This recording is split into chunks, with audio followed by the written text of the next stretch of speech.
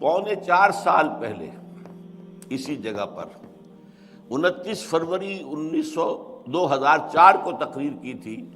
اس کا یہ میرے پاس اب بھی موجود ہے نوٹس، اور اس کا اشتہار جو دیا تھا اس میں لکھا تھا اخبار میں بہت بولڈ: کیا پاکستان کے خاتمے کی الٹی گنتی شروع ہو چکی ہے؟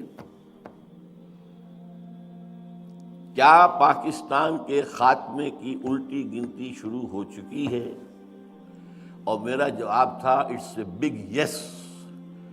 ہاں، پاکستان کے خاتمے کی الٹی گنتی شروع ہو چکی ہے. یہ ہے پونے 4 سال پرانی بات. اس وقت جو میرا سغرا کبرا تھا وہ بنیادی طور پر 2 باتوں پر تھا. ایک یہ کہ پاکستان اپنا ریشنیلے کھو چکا ہے. وائی پاکستان؟ جس مقصد کے لیے اسے بنایا گیا تھا یہ کسی نسلیت کی بنیاد پر نہیں بنا تھا، کسی لسانیت کی بنیاد پر نہیں بنا تھا، کسی وطنی قومیت کی بنیاد پر نہیں بنا تھا. یہ تو بنا تھا اسلام کے نام پر. اور ایک انتہائی سمجھیے کہ خونی بلڈی جو ڈویژن تھی، دی گریٹ ڈیوائڈ، ایک بڑی کتاب لکھی گئی تھی دی گریٹ ڈیوائڈ. تاریخ انسانی کی عظیم تقسیموں میں سے وہ تقسیم تھی. لاکھوں انسان مارے گئے تھے، کروڑوں انسانوں کی تبادلہ آبادی ہوا تھا، ادھر سے ادھر، ادھر سے ادھر. تو یہ کس لیے تھا؟ اسلام کے لیے. اب ظاہر بات ہے کہ جب یہ ایک آئیڈیالوجیکل اسٹیٹ تھی اور یہاں وہ آئیڈیالوجی جو ہے نہ پروموٹ کی گئی نہ نافذ کی گئی، تو it has lost its reason دی ایتھل. یہ جو فرانسیسی ایک لفظ ہے ریزون دی ایتھل، یعنی کسی چیز کے وجود کا سبب، جو اس کا وجود کا سبب ہے. ریزون وہ ریزن، انگریزی میں ریزن آپ کہیں گے تو وہ ریزون ہے. ریزون دی ایتھل تو یہ کسی چیز کے لیے وجہ جواز. What's the justification? Pakistan has lost its justification. It's a failed state. یہ بات جو ہے ثابت ہو چکی ہے کئی سال پہلے کی.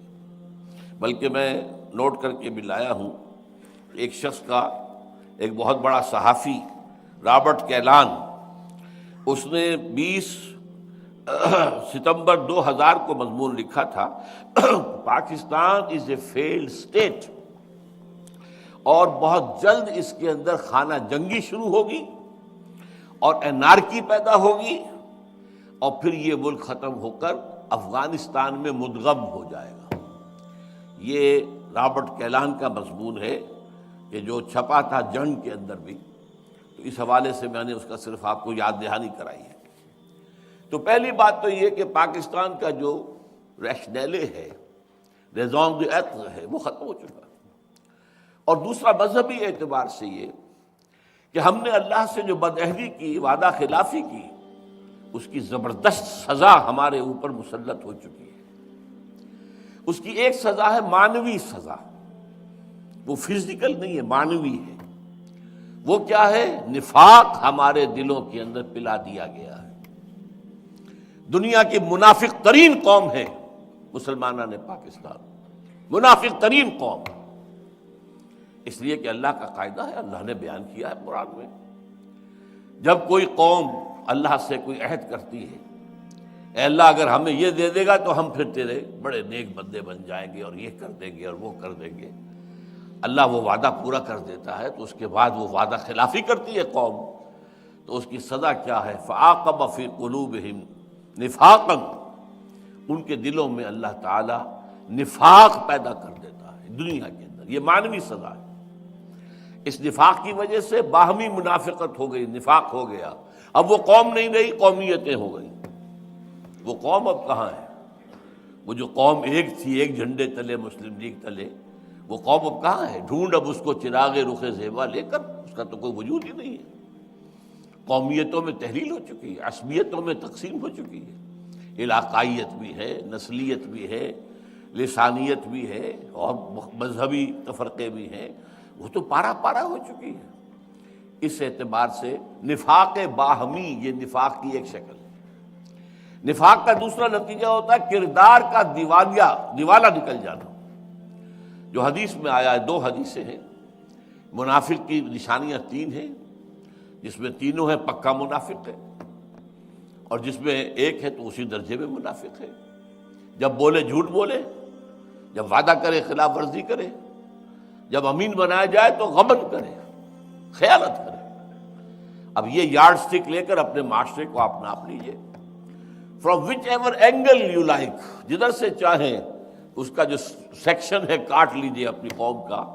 معلوم ہوگا کہ جو جتنا بڑا ہے اتنا ہی بڑا جھوٹا، جو جتنا بڑا ہے اتنا ہی بڑا وعدہ خلاف، جو جتنا بڑا ہے اتنا ہی بڑا غبن کرنے والا۔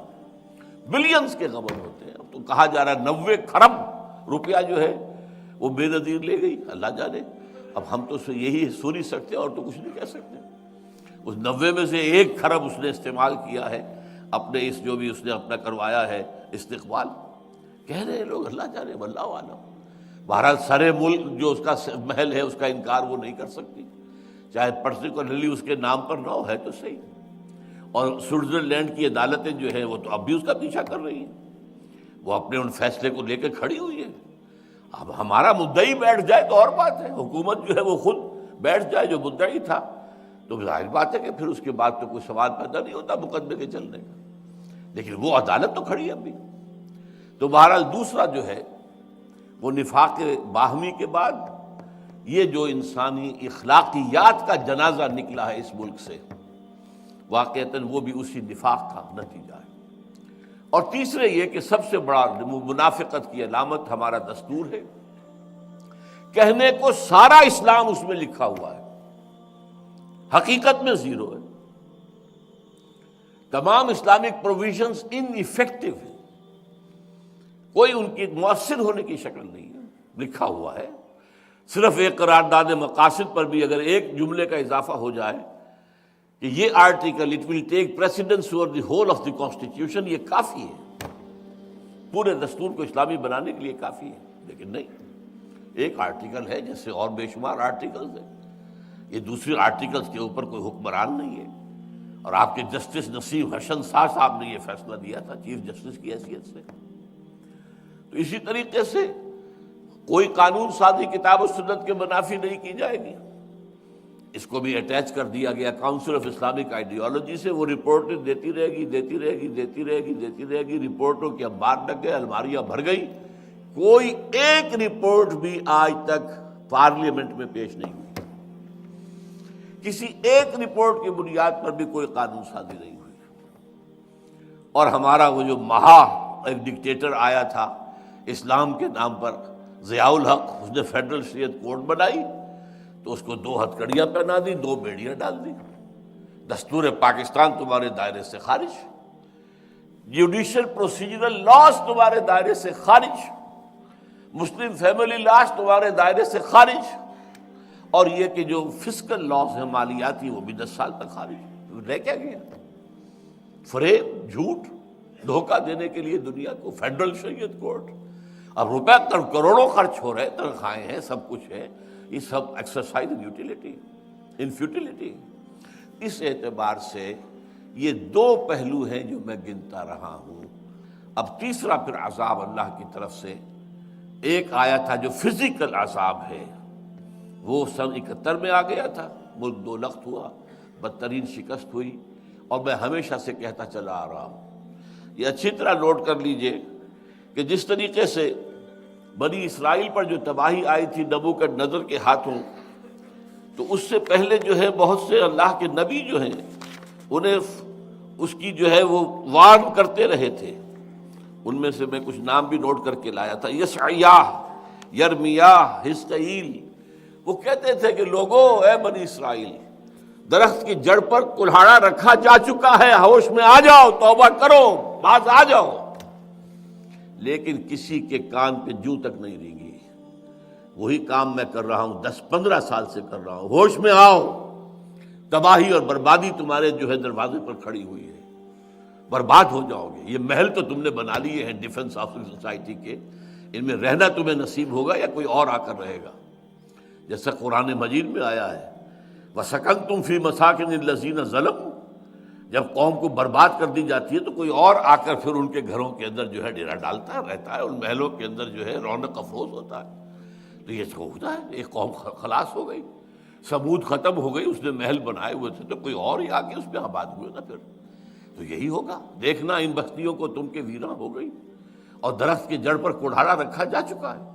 یہ میں کہہ رہا ہوں، 15 سال سے کہہ رہا ہوں، لیکن یہ ہے کہ مجال نہیں، نہ عوام کے کان پہ کوئی جوں رینگی ہے، سوائے اس کے کہ آپ حضرات آ جاتے ہیں، بڑا کرم کرتے ہیں، میری باتیں سن لیتے ہیں، کڑوی کسیلی باتیں بھی سن لیتے ہیں، لیکن کوئی حلقہ ہمارے ہاں کا مؤثر، کوئی دینی جماعت، کوئی دینی تنظیم کچھ سوچنے کو تیار نہیں، کوئی لمحہ فکریہ اس کے لیے نہیں۔ یہ ہیں وہ 3 باتیں جس کی بنا پر آج سے 3.25 سال پہلے میں یہ کہہ چکا ہوں کہ پاکستان کے خاتمے کی الٹی گنتی شروع ہو چکی ہے۔ اب آج جو کچھ میں کہہ رہا ہوں آپ سے وہ یہ ہے کہ آج محسوس ہوتا ہے کہ وہ گھڑی بالکل سر پر آ گئی ہے، تباہی عین ہمارے دروازے پر آ کر دستک دے رہی ہے، ایک آتش فشاں ہے جس پر کہ اس وقت ملک بیٹھا ہوا ہے۔ یہ پھٹے گا تو کیا ہوگا اس کا آپ اندازہ نہیں کر سکتے۔ آپ غور کیجئے، اب ذرا میں چاہتا ہوں کہ پاکستان کا خارجی جو ہمارے علاقائی معاملات ہیں اور پھر داخلی جو حالات ہیں ان کا ایک جائزہ اس وقت پیش کروں۔ سب سے پہلے یہ کہ ہماری سب سے لمبی سرحد بھارت کے ساتھ ہے۔ بھارت پیدائشی دشمن، ہندو نے پاکستان کو دل سے ہرگز ہرگز ہرگز تسلیم نہیں کیا۔ ہر ہندو کے دل میں ناسور ہے پاکستان۔ ہماری بھارت ماتا کے ٹکڑے جو ہے انہوں نے کروا دیے، یہ تو گو ماتا کے ٹکڑے ہو جائے تو بھارت ماتا کے ٹکڑے کرا دیے، ناسور ہے ان کے اندر، اور وہ گھات میں ہے۔ جیسے سن 71 میں ہوا تھا، جو صورتحال ہماری غلطیوں اور حماقتوں سے مشرقی پاکستان میں پیدا ہو گئی تھی، اس کا بہترین فائدہ اٹھایا بھارت نے۔